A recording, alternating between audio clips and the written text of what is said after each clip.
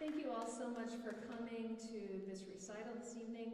Normally I like to start a recital by jumping right into the music, but because this is a significant work that probably most of you have never heard before, I wanted to talk a little bit about it to give you some context so that you can enjoy the performance more. I'm very excited to share this piece with you tonight. And to get started, I'd like to take you on a little journey back in time. The year is 1841. We are in Berlin, Germany. It's the month of December. It's Christmas Eve. A fire is crackling in the fireplace, and the snow is falling gently outside the window. Fanny Mendelssohn Hensel and her husband Wilhelm Hensel are celebrating Christmas. Now, I don't know what his gift to her was. Maybe it was a tea towel or a cooking apron, but more likely it was art because he was an artist himself. As his present, though, I do know what it was. She gives him a musical manuscript, a composition, Das Jahr, which means the year. It's a substantial work. It's 13 movements long. She composed one piece for each month, plus an epilogue. For each month of the year, she selected a couple of lines of poetry that were especially meaningful to her. Now here's the thing. Despite her drive to compose as an upper-class woman in European society, Fanny is not allowed to publish her music. Her younger brother, Felix Mendelssohn, has told her repeatedly that it would be bad for the Mendelssohn family's reputation if her compositions are to appear in print. Her father told her, on the occasion of her 23rd birthday, that she must remember her real calling as a housewife and direct her creative energies toward the household. And yet, despite it all, Fanny continues to compose, and since she cannot publish her music, she uses occasions such as birthdays and holidays to present her music to the loved ones in her life. This is permitted because it's within the private sphere. So, for example, for her son's first birthday, she composed him a cantata, which is a large-scale work for orchestra and soloists. So I don't know if, when he was 1 year old, if he was able to fully appreciate the richness of that gift. Now, for some context, here's what else is happening in December 1841. In Europe, the railroad is being built across the continent. Franz Liszt is 30 years old, and he's dazzling audiences throughout Europe in the height of what has come to be known as Listomania. Chopin is 31 and is living in Paris, writing some of his most beloved works, while Clara Schumann is just 22 years old and married Robert Schumann just last year. She's only a few years away from becoming a world-famous concert pianist. Beethoven, the great, great Beethoven, whom Fanny Mendelssohn liked so much, just died 14 years ago. This year, Johannes Brahms is only 8 years old. He's still living with his family in Hamburg in short trousers and just started formal piano lessons last year. Fanny Mendelssohn Hensel, in December 1841, whose living room we're sitting in this Christmas Eve, is only 36 years old, and she doesn't know she only has 5 years left to live. She will die suddenly of a stroke at age 41 while rehearsing for a private concert. After this Christmas of 1841, in the early months of 1842, Fanny Hensel revises Das Jahr and, together with her husband, makes the manuscript into a work of art. She binds it beautifully into a leather volume, using a different color of paper for each month, with each month's poetic epigraph that she had chosen on a standalone page preceding its manuscript.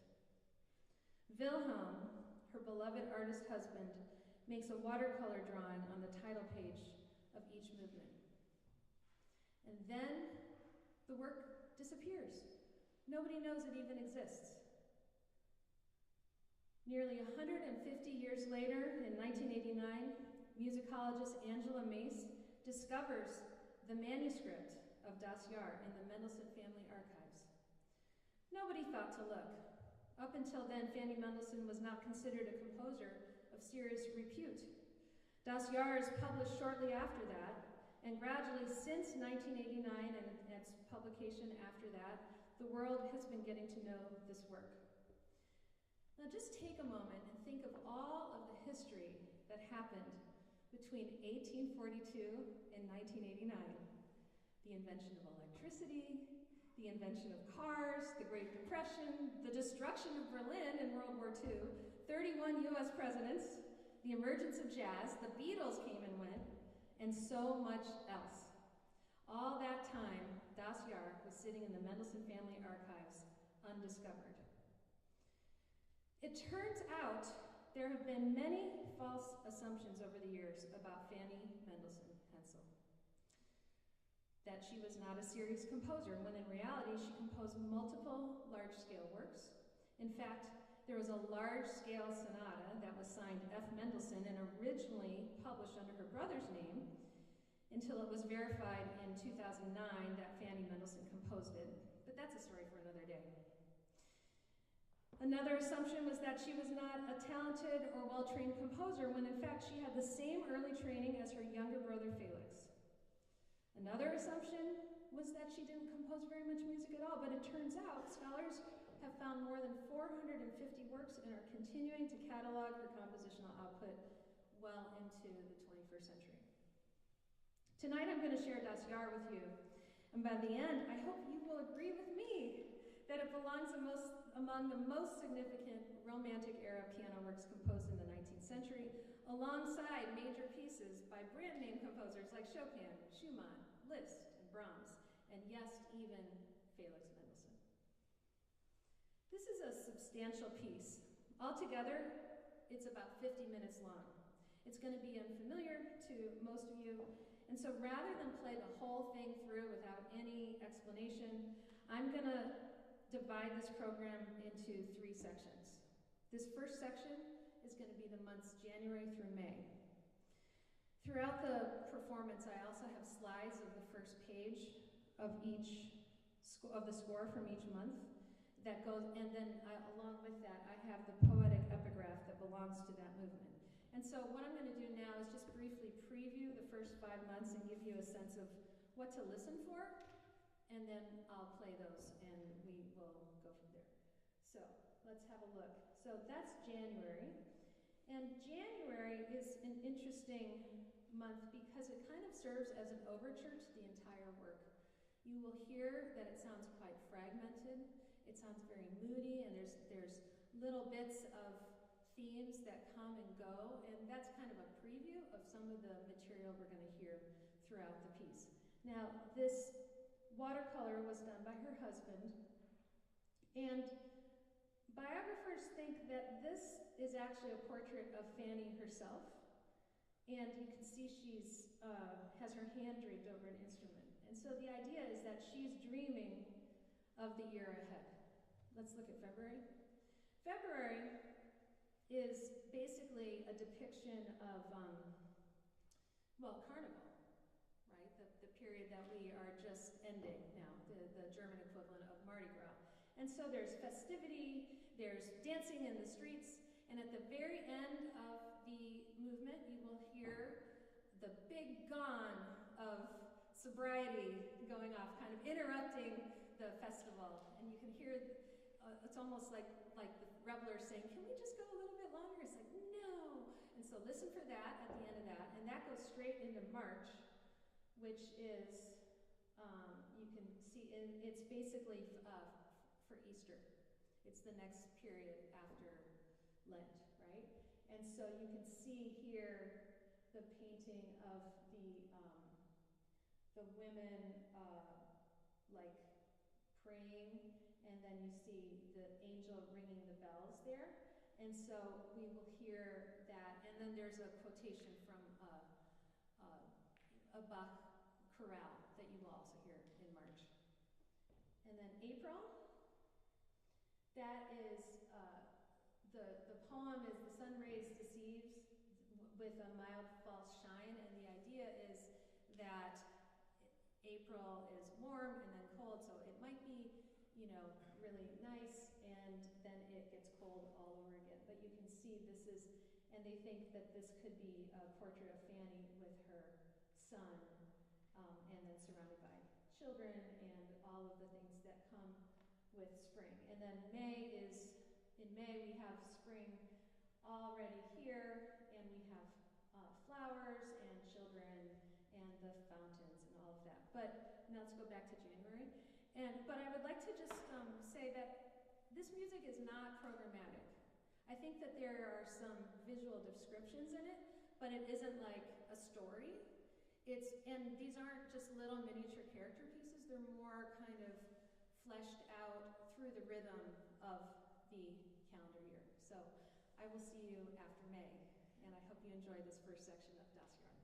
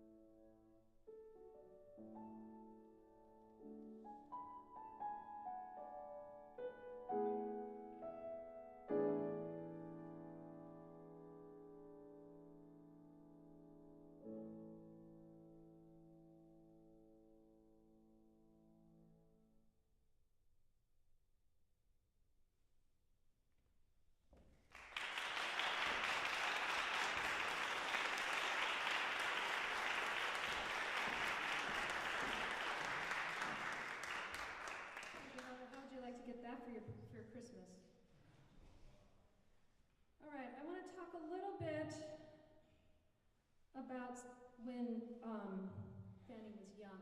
When she was 13 years old, she memorized and performed 24 of the preludes from Bach's Well-Tempered Clavier for her father. He was extremely impressed by this, but when one of her aunts, Henrietta Mendelssohn, heard about this, she wrote in a letter to Fanny's mother, "Fanny's wonderful achievement has made me speechless with astonishment, but with all the intense admiration I feel both for you and Fanny, I must confess that I think the exertion is too great and might easily have hurt her."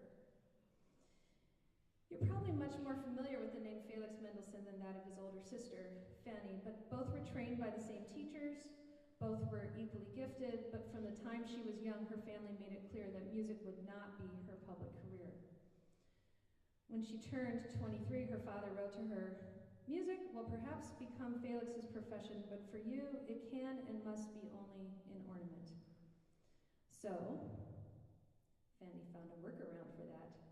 Every other Sunday, in the enormous garden of the family home in Berlin, she hosted concerts that were called the Sonntagsmusiken, which means Sunday musics, basically musical events on Sundays. The city's cultural elite, writers, musicians, diplomats, and other important people would attend these salons where she conducted ensembles, presented new works, and shared even her own music. Even though these concerts were technically private, they allowed her to build her reputation as every bit the professional she wasn't allowed to do in public. I want to give you a preview of the next 3 months. I'm going to play June, July, and August. So June, it's kind of hard to see because of all the years that have passed, and I would like to also point out each month was done on a different color paper, as I pointed out. So these are from the manuscript. So this here is a woman on a balcony, and there's a man strumming a guitar and singing to her. So it's a serenade. And so one can imagine that that's Fanny and that is Wilhelm, her husband, singing to her. What I want you to listen for in June, though, is that it employs what's called the third hand technique. And so it sounds like the pianist has 3 hands. It was very popular in the Romantic era. And basically there's an upper accompanimental part to the texture, and then in the middle is the actual melody, split between the hands, and then in the bottom is the bass line. So listen for the third hand technique. I promise I only have 2. So, okay, July is a very interesting month. It's kind of, in some ways, moody and kind of contemplative in a similar way that January was. If you think about the months of the summer and the summer heat is sweltering, I think that's what she's trying to depict here.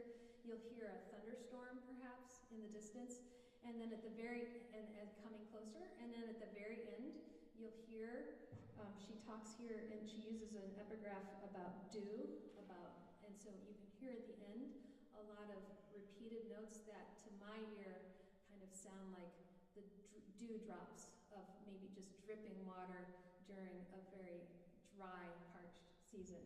And here, it's kind of hard to see, but I'll just show you. So this is a woman with a staff, and she appears to be very tired or thirsty. She's leaning on it, and there's just a weariness there that you'll hear in this movement.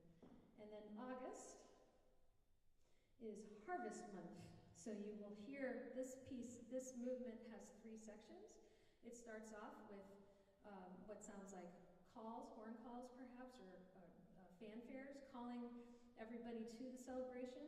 And then there's a second section which sounds like kind of a march. It sounds very Beethovenian to my ears. And Beethoven was one of the composers that Fanny admired greatly, and she studied and studied his music as she learned to compose. And then the final section of August is a big dance, a harvest dance. So you can see here, this is somebody carrying sheaves of wheat. You see a character here who has a staff with, I think, ribbons around it. It's all very faded. And so So it's basically a big celebration. So June, July, August.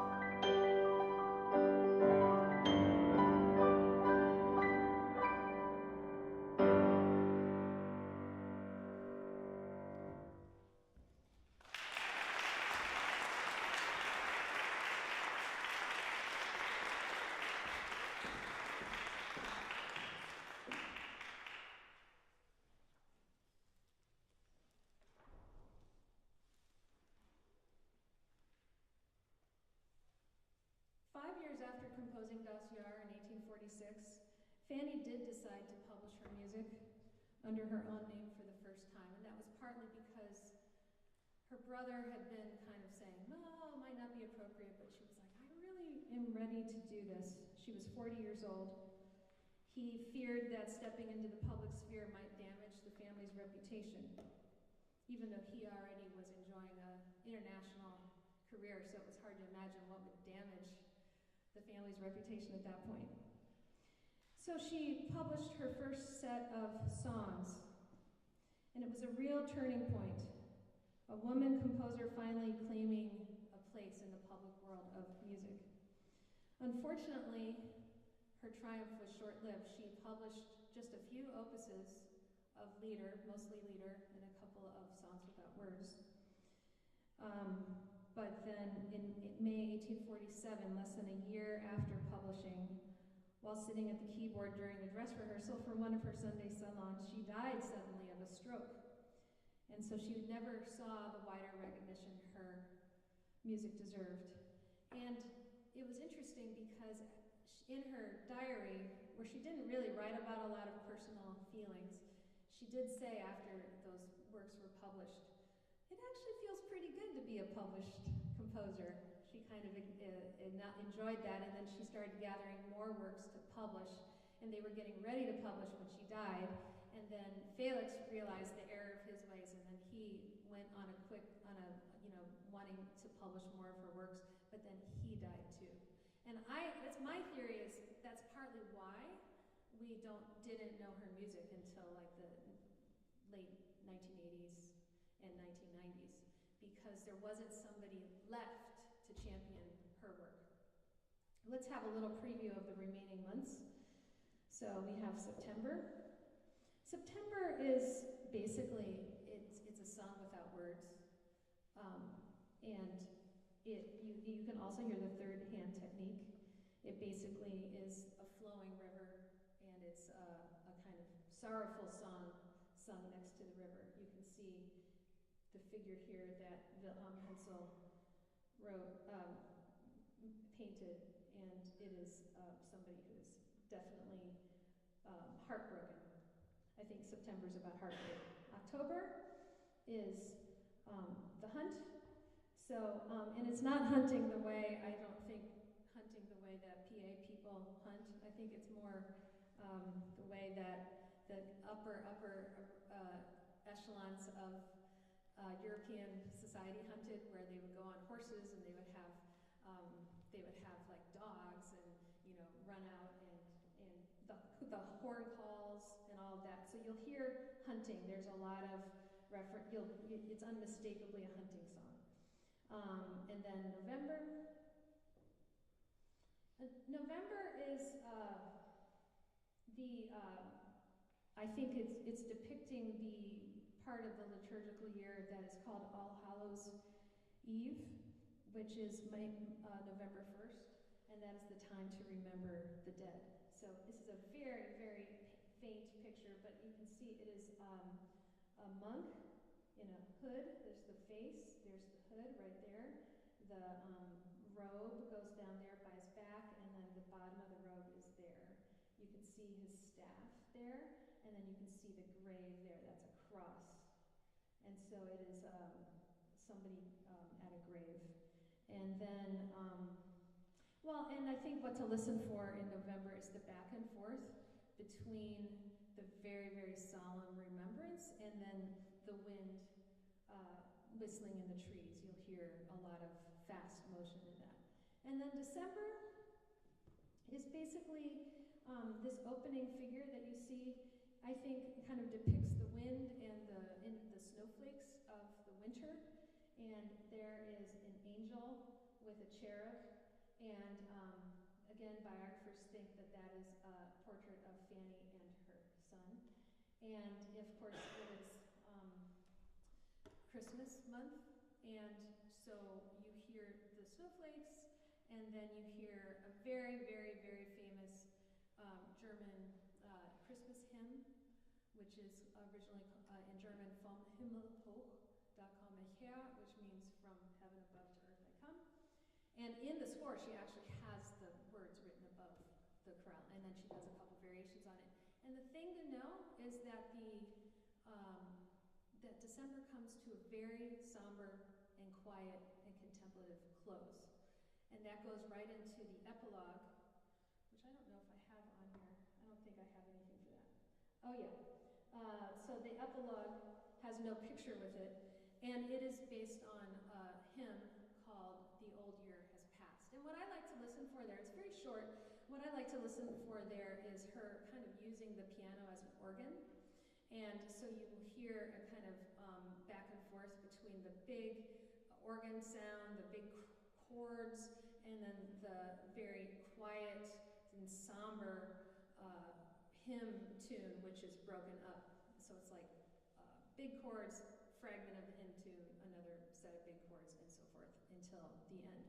And yeah, so to listen for her use of the piano there, it reminds me honestly a little bit of the first chorus of the St. Matthew Passion, with that kind of churning opening with the back and forth between the different voices. But I think I'm stalling. Let's go ahead and hear the rest of the program. And if you are here, I would love to meet you afterwards. I think I'm going to be in the lobby afterwards. Is that where I'll be? I'll be in the lobby afterwards to meet you. So make sure you say hello. I'd love to hear to meet you.